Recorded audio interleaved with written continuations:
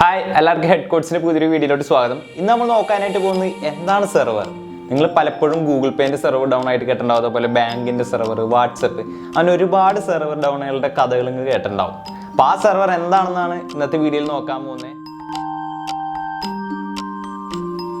ഞാനിപ്പോൾ ഒരു എക്സാമ്പിൾ വെച്ച് നിങ്ങൾക്ക് എന്ത് ചെയ്യുക പറഞ്ഞുതരാം. ഞാനിപ്പോൾ ഒരു യൂട്യൂബ് പോലത്തെ ഒരു വെബ് ആപ്ലിക്കേഷൻ ബിൽഡ് ചെയ്യാണ്. എൻ്റെ സിസ്റ്റത്തിൽ ഞാൻ യൂട്യൂബ് പോലത്തെ ഒരു വെബ് ആപ്ലിക്കേഷൻ ബിൽഡ് ചെയ്യാൻ ആൾക്കാർക്ക് വീഡിയോസ് കാണാനും ആൾക്കാർക്ക് വീഡിയോസ് അപ്ലോഡ് ചെയ്യാൻ വേണ്ടിയിട്ട് ഞാൻ ഒരു പ്ലാറ്റ്ഫോം എൻ്റെ സിസ്റ്റത്തിൽ ഞാൻ സ്വയം ഡെവലപ്പ് ചെയ്തെടുത്തു. അവസാനം ഞാൻ ആ ഒരു കാര്യങ്ങളൊക്കെ കഴിഞ്ഞ് ഞാൻ യൂട്യൂബിൻ്റെ ഒരു ക്ലോണാണ് ചെയ്യുന്നത്. അപ്പോൾ ആ ഒരു എൻ്റെ വർക്ക് കാര്യങ്ങളൊക്കെ ചെയ്തു.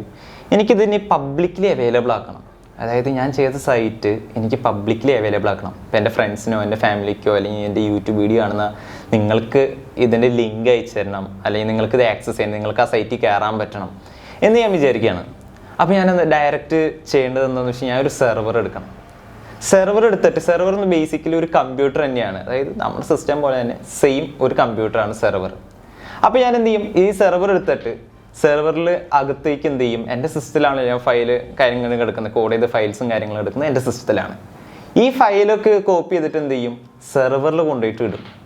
സെർവറിൽ കൊണ്ടുപോയിട്ട് ഇട്ടിട്ട് എൻ്റെ സിസ്റ്റത്തിൽ എങ്ങനെയാണോ റൺ ചെയ്തത് അതേപോലെ തന്നെ ആ സെർവറിലും നമ്മൾ റൺ ചെയ്യും. ആ ഒരു കോഡും ഫയലും കാര്യങ്ങളൊക്കെ നമ്മൾ ആ ഒരു സെർവറിലും കൊണ്ട് റൺ ചെയ്യും. നമ്മൾ ഈ സെർവറിൽ കൊണ്ടിടുമ്പോൾ അത് നമുക്ക് എന്ത് ചെയ്യാൻ പറ്റും, നമ്മൾ നേരത്തെ പറഞ്ഞ പോലെ കോഡും കാര്യങ്ങളൊക്കെ നമ്മൾ ഈ സെർവറിൽ കൊണ്ടിട്ട് കഴിഞ്ഞാൽ നമുക്ക് ആ സൈറ്റ് പബ്ലിക്കലി ആയിട്ട് അവൈലബിൾ ആക്കാനായിട്ട് പറ്റും. ഇനിയിപ്പോൾ നമ്മുടെ സിസ്റ്റം നമുക്ക് സെർവർ ആക്കാനായിട്ട് പറ്റും. അതിനെ പറ്റിയുള്ള ഡീറ്റെയിൽ ആയിട്ടുള്ള വീഡിയോ നമുക്ക് വേറെ ചെയ്യാം. കാരണം അതിന് IP അഡ്രസ്സിനൊക്കെ പറ്റി കുറച്ച് കാര്യങ്ങളൊക്കെ പറയാനുണ്ട്. അപ്പോൾ ഈ വീഡിയോയിൽ പറഞ്ഞ് നിങ്ങൾക്കത് മനസ്സിലാവില്ല, നമുക്കത് വേറെ തന്നെ ഒരു വീഡിയോയിൽ ചെയ്യാം.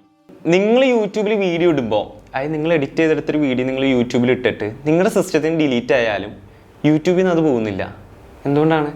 അത് യൂട്യൂബിൻ്റെ സെർവറിലാണ് സ്റ്റോർ ചെയ്തിരിക്കുന്നത് ആ വീഡിയോസൊക്കെ. മനസ്സിലായോ?